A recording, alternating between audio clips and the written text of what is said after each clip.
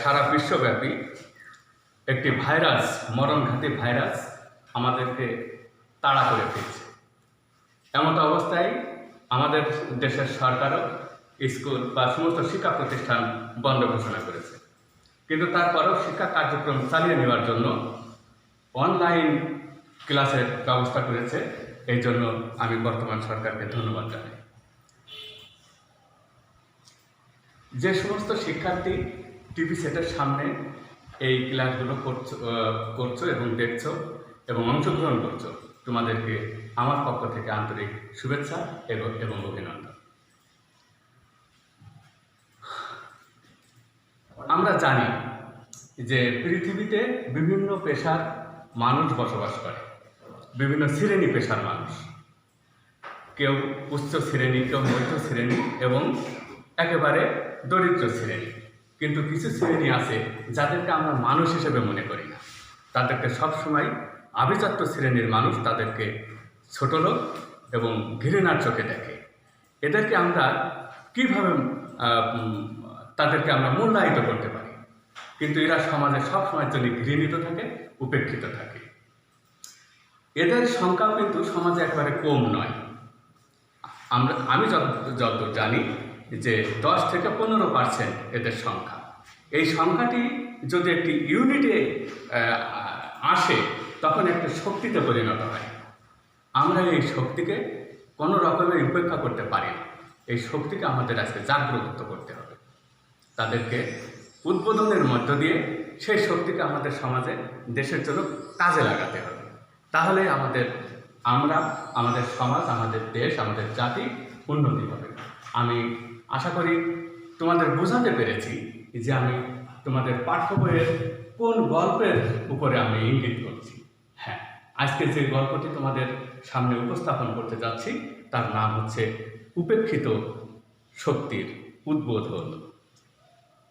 উপেক্ষিত শক্তির উদ্বোধন। আমি বোর্ডে লিখে ফেলি।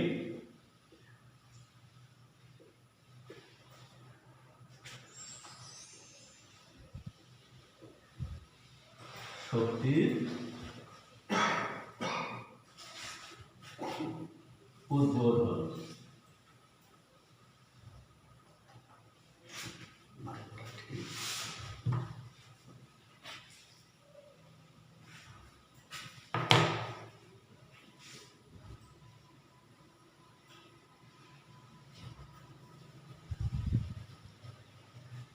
উপেক্ষিত শক্তির উদ্বোধন লিখেছেন কে?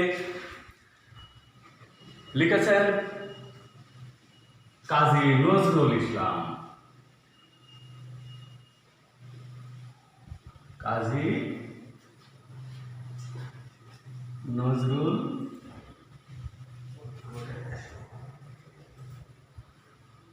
লিখেছেন কাজী নজরুল ইসলাম। আমরা কি কাজী নজরুল ইসলামকে দেখেছি? কাজী নজরুল ইসলাম মাথায় একটা চুলও ছিল না, একদম টাক, তাই না? আচ্ছা, আমরা দেখে নিই কেমন দেখতে ছিল কাজী নজরুল ইসলাম। এই দেখতে পাচ্ছ, এই হচ্ছে কাজী নজরুল ইসলাম। কেমন ঝাঁকড়া চুলের অধিকারী। সেই কবি শামসুর রহমানের বিখ্যাত কবিতা স্বাধীনতা তুমি কাজী নজরুল, ঝাঁকড়া চুলের বাবরে দোলানো মহান পুরুষ, সৃষ্টি সুখের উল্লাসে কাপা। এই সেই কাজী নজরুল ইসলাম, যাকে কবি শামসুর রহমান তার কবিতায় উপমা হিসেবে নিয়ে এসেছিলেন।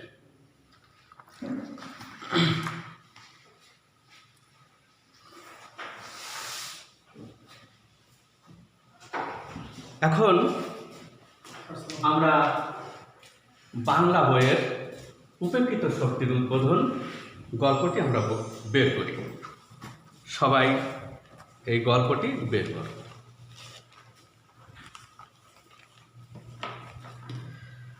নজরুল সম্পর্কে আরও একটু জানা দরকার। আমি নজরুলের একটি সংক্ষিপ্ত পরিচিতি আমি তুলে ধরতে চাই।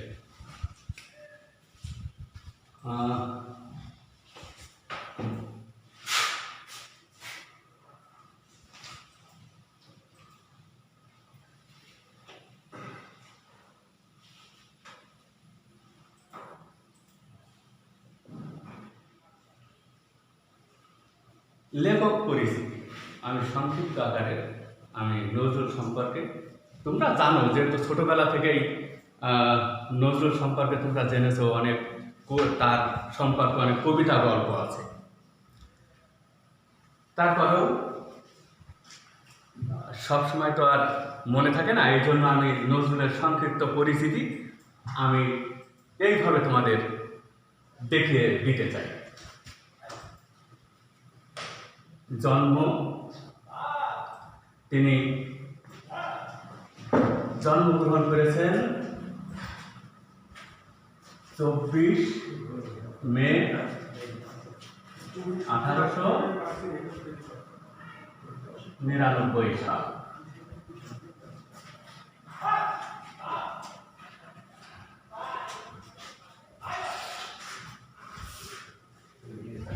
লেখাপড়া নেই, অর্থাৎ তিনি কোনো প্রাতিষ্ঠানিক শিক্ষা লাভ করেননি।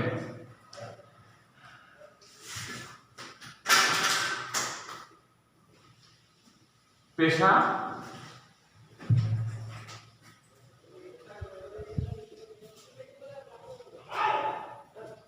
সাহিত্য রচনা।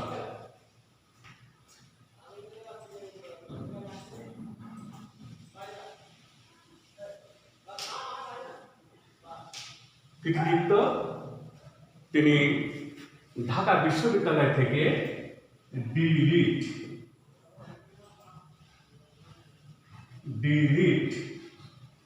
উপাধিতে ভূষিত হন।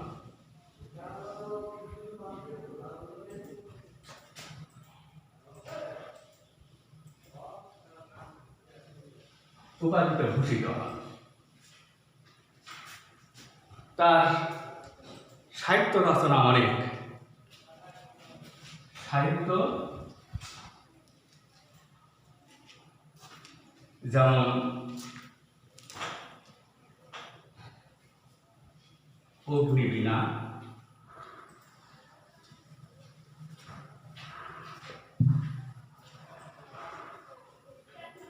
বিষের বাঁশি,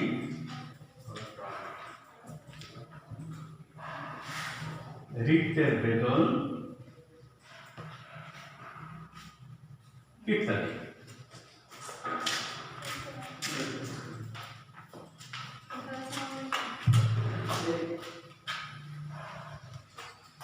মৃত্যুবরণ করেন তিনি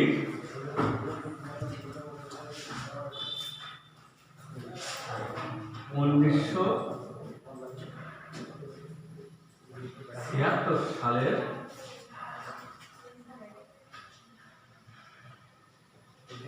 29 আগস্ট।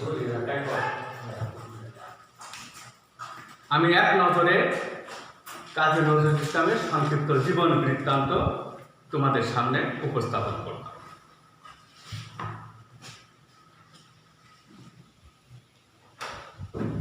এটা আমরা মুছে দিই, যেহেতু আমাদের বোর্ডের পরবর্তী কাজের জন্য বোর্ড পরিষ্কার রাখতে হবে। আশা করি এগুলো তোমরা মনে রাখার চেষ্টা করবে।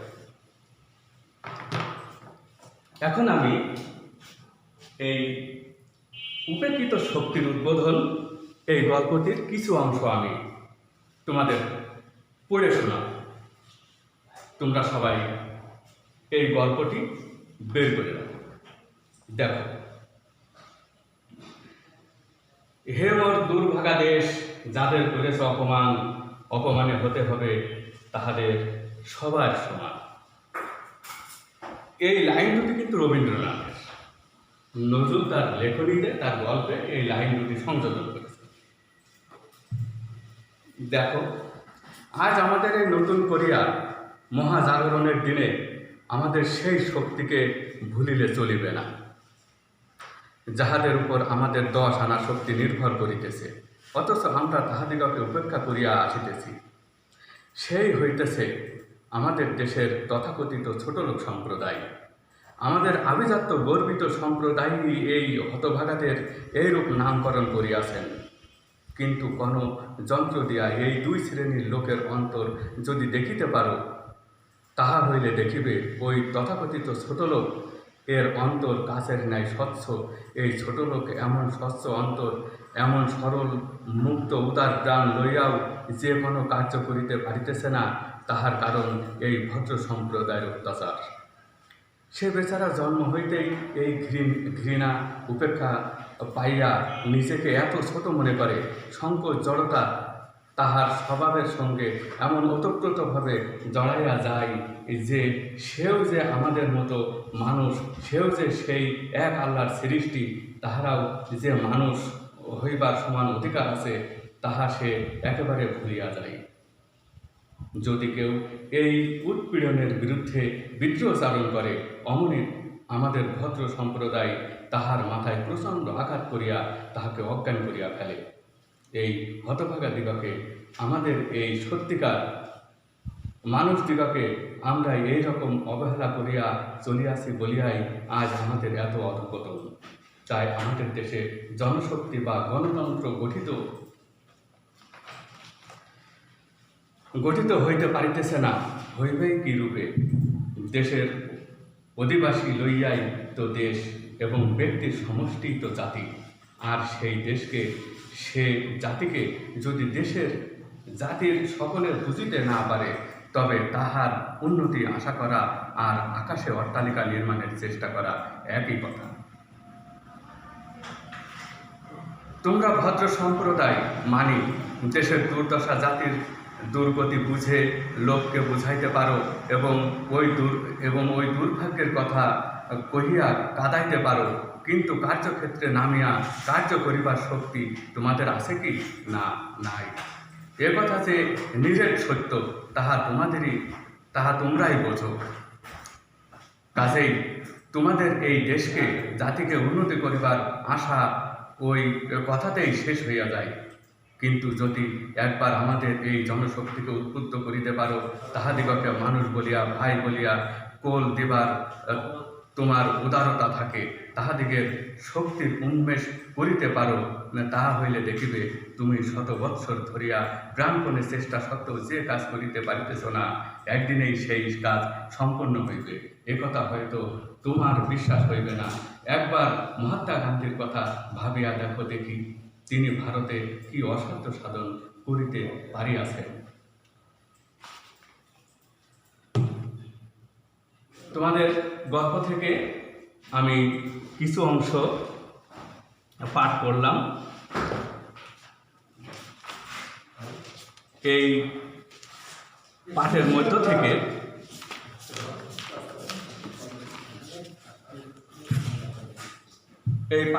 থেকে তোমাদের আমি কিছু ছোট ছোট প্রশ্ন করব। তার আগে আমি এই পাঠ থেকে কিছু দুর্বোধ্য শব্দ আমি বাছাই করেছি, যে শব্দগুলো তোমরা উচ্চারণ করতে তোমাদের খুবই কঠিন হবে। যে শব্দগুলো তোমরা উচ্চারণ করতে যেমন কঠিন হবে, তেমনি সেই শব্দগুলোর অর্থও তোমাদের জন্য করা কঠিন। আমি সেই শব্দগুলো এখন তোমাদের উচ্চারণের সঠিক করবার জন্য আমি বোর্ডে লিখে দিচ্ছি, তোমরা দেখো।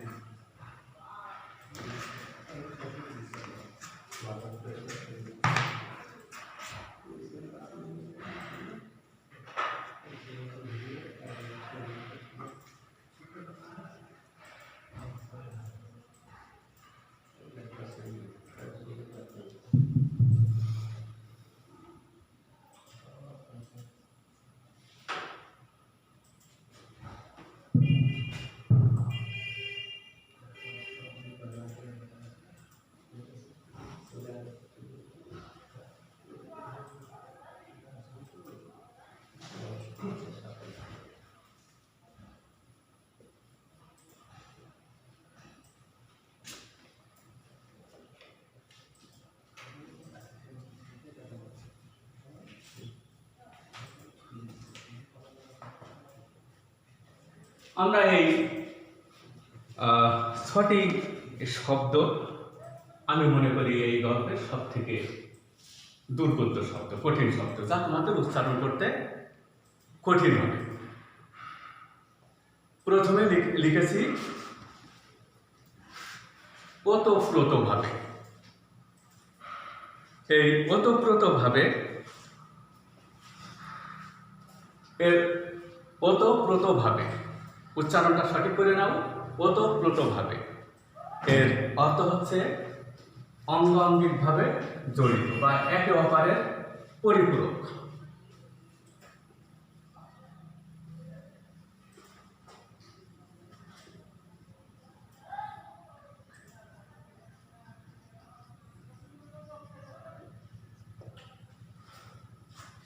তারপরে আছে উপেক্ষা। উপেক্ষা করা মানে বাদ দেওয়া, ঘৃণা, অবজ্ঞা করা ইত্যাদি। তো আমরা একটাই লিখি, উপেক্ষা অর্থ ঘৃণা।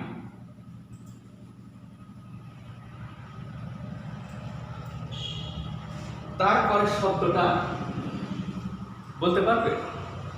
আভিজাত্য। এই আভিজাত্য মানে কুলীন ব্যক্তি, মর্যাদাবান ইত্যাদি। সেই সাথে আমি যদি তোমাদের প্রশ্ন করি যে আমরা জানলাম ওতপ্রোতভাবে এর অর্থ জানলাম, এখন যদি এর বাক্য রচনা বলি তাহলে তোমরা কি এর বাক্য রচনা করতে পারবে? পারবে না। যদি পারো তাহলে যে কেউ একজন হাত তুলে দেখাতো দেখি, কে বলতে পারবা? হ্যাঁ, সুন্দর হয়েছে, বসো। ওতপ্রোত একে অপরের সাথে সম্পর্কযুক্ত যে কাজ সম্পাদন করে সেটি ওতপ্রোত। উপেক্ষা, উপেক্ষা দিয়ে যদি বাক্য রচনা করতে পারি তাহলে কোনো ব্যক্তিরই উপেক্ষা করা সমীচীন নয়। তারপরে আভিজাত্য। আভিজাত্য এর অর্থ হচ্ছে মর্যাদাবান।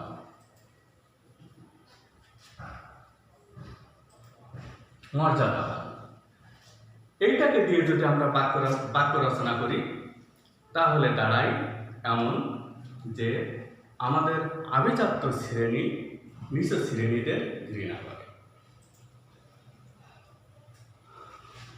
মসিময় এর সঠিক উচ্চারণ হচ্ছে মসিময়, যার মসিময় যার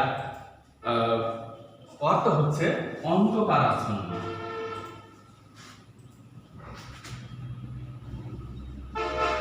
অন্ধকারাচ্ছন্ন। তারপরে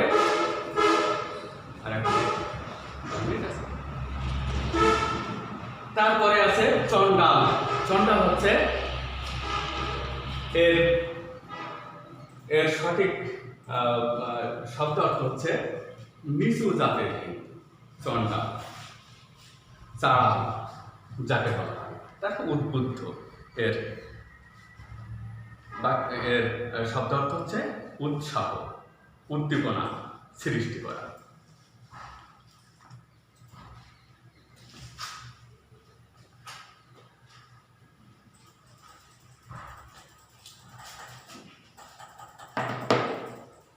এখন আমি এই গল্পটি সম্পর্কে তোমাদের সামান্য ধারণা দেব। এই ধারণার ভিতর থেকেই আমি 3টি প্রশ্ন দেব। সেই 3টি প্রশ্নের উত্তর তোমাদের সঠিকভাবে এখানে আমার ক্লাসে করে দেখাতে হবে। যাক, এই গল্পের উপরে আমি তোমাদের 3টি সংক্ষিপ্ত প্রশ্ন আমি বোর্ডে লিখে দিচ্ছি। কাছের ন্যায় স্বচ্ছ অন্তর কাদের এবং কেন?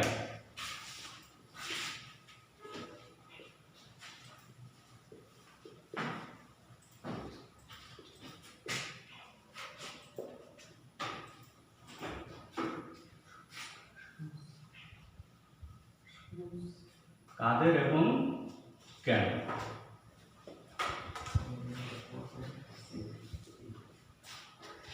2 নম্বর হচ্ছে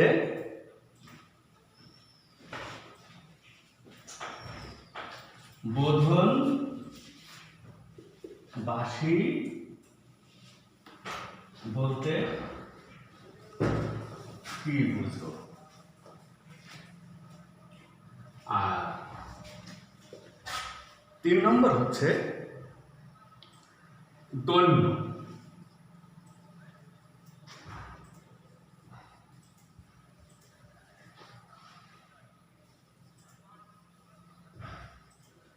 শব্দের অর্থ কি? এই তিনটি তোমাদের বাড়ির কাজ।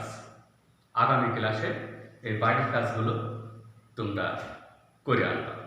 আজকের মতো ক্লাস এখানেই সমাপ্ত ঘোষণা করছি প্রিয় শিক্ষার্থী। পরবর্তী ক্লাসে আবার দেখা হবে। সেই পর্যন্ত সুস্থ থাকো, সুন্দর থাকো এবং নিজেকে সুরক্ষিত রাখো, দেশকে সুরক্ষিত রাখো। সবাইকে ধন্যবাদ।